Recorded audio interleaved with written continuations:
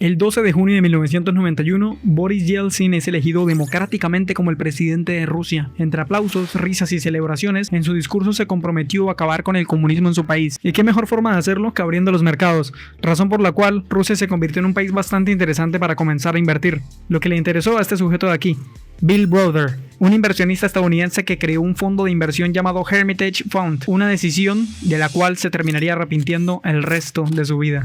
Al principio el negocio era bueno, se estaban generando ganancias para los inversores y para el propio Browder, quien estaba ganando más de 100 millones de euros al año desde que ingresó al mercado ruso. Al ser una empresa que se basaba en inversiones, Bill luchaba contra la corrupción en las empresas en las que tenía que invertir, y para eso no estaba solo, porque tenía un equipo legal en Moscú, y entre ellos había un abogado en particular, Sergei Magnitsky, uno que será muy importante para esta historia.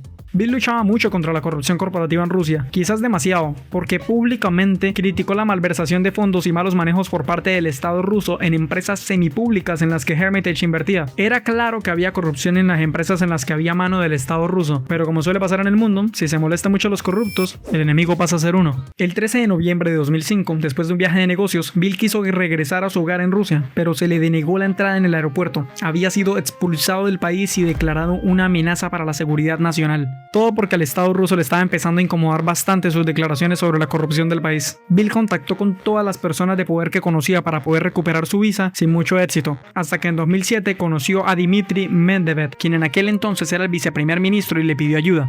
Dmitry le dijo que le diera su solicitud de visa y que ésta le ayudaría en un abrir y cerrar de ojos.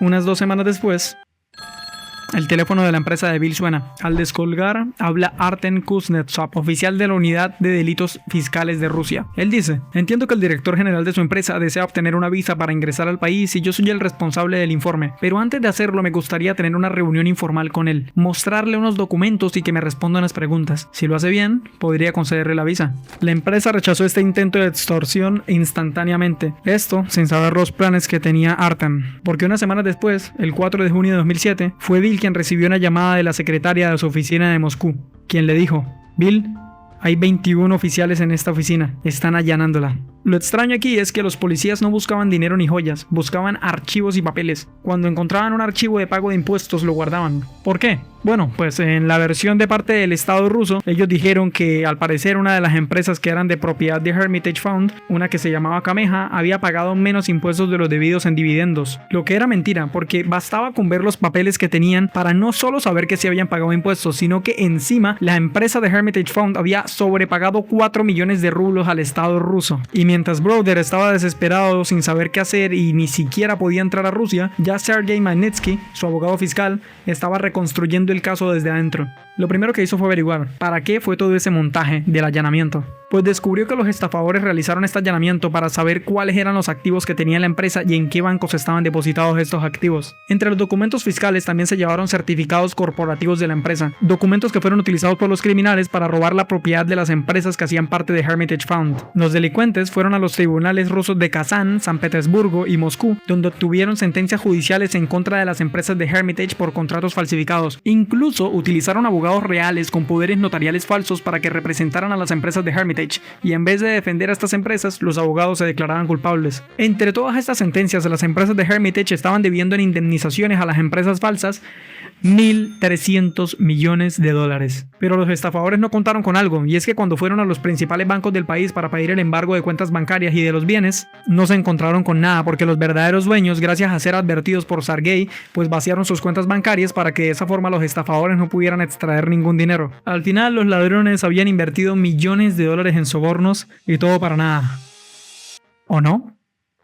Como sabían que algo así podía pasar, los estafadores lo que hicieron fue solicitar una devolución de dinero de impuestos que ya había pagado la empresa al Estado ruso. Pero ¿cómo lo hicieron? Pues básicamente convirtieron las ganancias en pérdidas. Utilizaron las sentencias falsas para decir que las empresas de Hermitage pues nunca tuvieron beneficios. Y si nunca tuvieron beneficios, no tenían que pagar impuestos. Solo 3 días después de haber realizado esta reclamación, el 24 de diciembre de 2007, 2 funcionarios desconocidos de la oficina tributaria rusa autorizaron un desembolso de $320 millones. Este, hasta el día de hoy, sigue siendo el mayor reembolso de impuestos en la historia de Rusia. El dinero le fue depositado en bancos muy poco conocidos de las cuentas de los estafadores, Universal Savings e Intercommerce. Luego de eso, los estafadores borraron sus huellas y blanquearon el dinero. no quedó nada. Sergei sabía que todo había sido un complot entre los delincuentes y la corrupción estatal, y mientras estaba hablando con conocidos y armaba un caso para atrapar y encarcelar a todos los involucrados, sonó el timbre de su casa. Era la policía quien lo iba a detener durante unas horas para hacerle unas preguntas. Sergei, antes de irse a la comisaría, le dijo a su esposa: volveré mañana, querida. Un mañana que nunca llegó, porque fue trasladado a una prisión preventiva. ¿Qué quería la policía con esto? Bastante simple. Querían ablandar su carácter, hacerlo más dúctil para que declarara no solo que las denuncias que había realizado habían sido falsas, sino que había sido Bill Browder quien había cometido los crímenes fiscales. El frío de aquella cárcel de Moscú era de menos 20 grados. Le daban comida con gusanos y agua sucia para alimentarse. Vamos, solo debes retirar tu testimonio contra la policía, decían los oficiales que lo visitaban en la cárcel. Pero a pesar de su apariencia refinada y de alto nivel, Sergei no aceptó esto. Para él, la idea de dar un testimonio falso era mucho peor que la agonía que estaba sufriendo en aquella cárcel. Cuando bajó 18 kilos y comenzó a sufrir problemas de salud, los oficiales lo hicieron internar en Butyrka, la peor prisión de Rusia, solamente para que no recibiera un buen tratamiento médico. Y cuando ya su salud estaba tan delicada que parecía al borde de la muerte, lo volvieron a trasladar a la primera cárcel donde estuvo, en donde había un sector médico. Pero cuando llegó, en vez de llevarlo a urgencias, lo metieron en una celda de aislamiento con una camisa de fuerza y luego 8 guardias antidisturbios entraron a la misma celda. Lo golpearon hasta matarlo.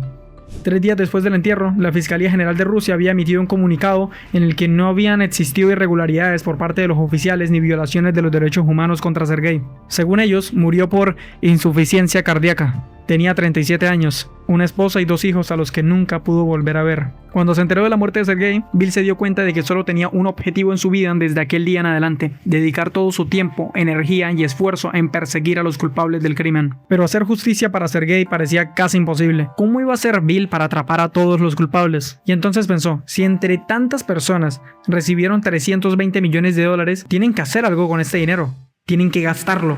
Bill se dedicó a observar los movimientos fiscales de todas las personas que trabajaron en esa cárcel y de las personas que realizaron el allanamiento a su oficina. Descubrió que todo el dinero robado fue a dar en 24 países diferentes. Gracias al rastreo de ese dinero y de las personas que estaban correlacionadas, hay actualmente 16 procesos penales contra las personas que participaron en esto. También hay alrededor de 40 millones de dólares que han sido congelados por la policía. De las decenas de denuncias que se realizaron en Rusia, ni el Comité Especial Anticorrupción creado por el viceprimer ministro Dmitry investigó el fraude contra Hermitage. Como Rusia es un país en el cual es imposible hacer justicia para este caso, Bill, mediante el Senado de los Estados Unidos, impulsó la ley Magnitsky, una legislación de Estados Unidos que sanciona a los ciudadanos extranjeros responsables de corrupción significativa. Esta ley permite congelar activos y prohibir la entrada a Estados Unidos a funcionarios extranjeros involucrados en abusos, corrupción o encubrimiento. Al día de hoy, más de 31 países han implementado esta ley. Al final lo que queda es un sabor agridulce en la boca, porque realmente ninguna de estas personas que estuvieron involucradas en el allanamiento ni en el crimen que provocó la muerte de Sergei